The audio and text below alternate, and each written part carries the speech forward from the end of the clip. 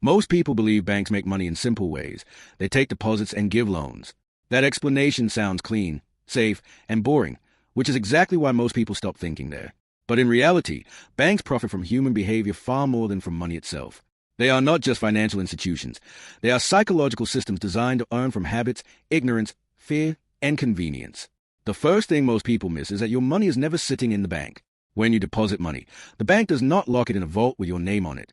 That money is immediately used to create loans, investments, and financial products that earn the bank far more than the small interest they may give you, if they give you any at all. In most cases, your savings are earning close to zero while the bank uses the same money to earn many times more. The second thing people miss is the interest spread. Banks borrow money cheaply from depositors and lend it out at much higher rates. That difference, called the spread, is one of their biggest profit engines. Even a small percentage difference, multiplied across millions of customers in years of repayments, becomes massive profit.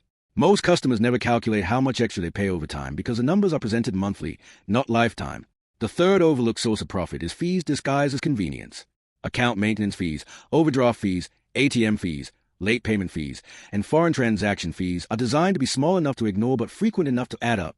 Banks understand that people value convenience more than optimization, so they price inefficiency into daily behavior. The fourth thing most people miss is overdraft psychology.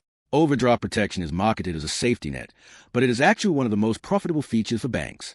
The moment you overspend by even a small amount, fees are triggered instantly. Instead of stopping transactions, banks often allow them to go through because penalties generate more revenue than protection. The fifth overlooked area is credit card interest and minimum payments. Minimum payments are not designed to help you get out of debt. They are designed to keep you in it. By paying only the minimum, customers can stay in debt for years while interest compounds quietly in the background. Banks profit not from people who pay on time and in full, but from those who carry balances month after month. The sixth thing people miss is reward programs that encourage spending. Cashback points, miles, and bonuses are not gifts. They are behavioral tools. Banks know that when people feel rewarded, they spend more, carry higher balances, and make emotional decisions. The small rewards cost banks very little compared to the increased interest and fees generated by higher spending. The seventh overlooked profit source is floating your money. When you pay bills, transfers don't happen instantly. That delay, even if it's just a day or two across millions of transactions, allows banks to earn interest on money that technically isn't theirs anymore. This concept, called float, is invisible to customers but extremely valuable at scale. The eighth thing most people miss is loan restructuring and refinancing traps. Lower monthly payments feel like relief, but they often extend loan duration, increasing total interest paid over time. Banks frame this as help, but it frequently results in customers paying more across the life of the loan, not less. The ninth overlooked area is financial illiteracy as a business model. Complex language, fine print, and confusing statements are not accidental. When customers don't fully understand how products work, they are more likely to make costly mistakes. Banks profit from confusion far more than from transparency. The 10th and most important thing people miss is that banks make money when you are predictable. Predictable behavior allows banks to model, price, and extract value efficiently. When customers live paycheck to paycheck, rely on credit, avoid tracking finances, and prioritize convenience, banks earn consistently. The system is not designed to harm you, but it is designed to profit from inattention. Understanding how banks actually make money doesn't mean you should hate them. It means you should stop being passive. Once you see the mechanics, you can use banks as tools instead of allowing them to quietly drain value from your life. Awareness doesn't require rebellion.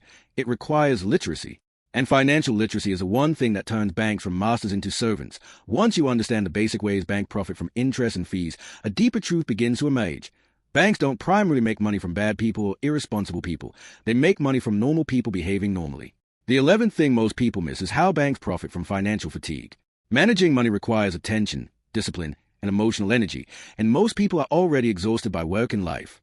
Banks design systems that assume you will not constantly monitor every transaction, fee, or rate change. Small charges go unnoticed, rate increases slip by, and terms quietly change because the average customer doesn't have the mental bandwidth to fight every detail. The 12th overlooked factor is rate asymmetry. When interest rates rise, banks increase loan and credit card rates almost immediately. When rates fall, savings account rates drop slowly or barely rise at all. This imbalance consistently benefits the bank while customers assume changes are market-driven rather than strategically timed. The 13th thing people miss is how banks profit from complexity. Multiple account types, confusing statements, tiered interest rates, and vague terminology are not there to educate you. They are there to overwhelm you. Confused customers default to inaction, and inaction is profitable. The 14th overlooked system is autopilot dependence. Automatic payments, subscriptions, and recurring transfers reduce friction, which feels helpful, but they also reduce awareness. Money leaves your account without triggering emotional resistance, and over time, this invisibility leads overspending and dependency on credit. The 15th thing most people miss is how banks benefit from short-term thinking.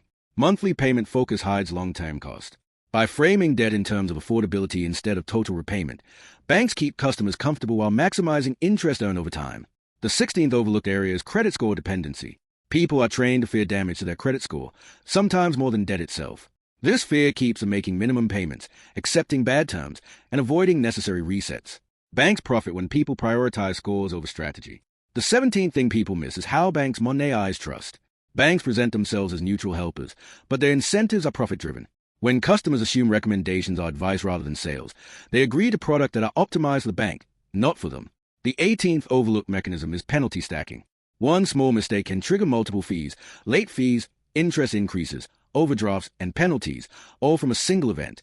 These cascading costs disproportionately affect people already under financial stress, locking them deeper into dependence. The 19th thing most people miss is how banks profit from income volatility.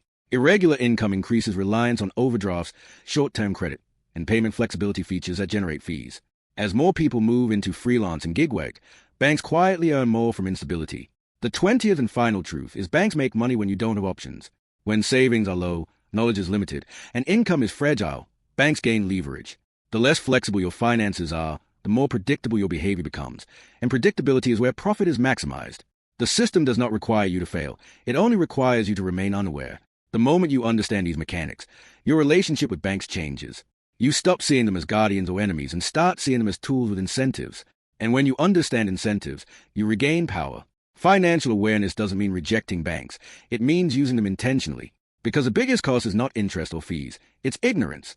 And once ignorance is removed, the system stops working against you by default.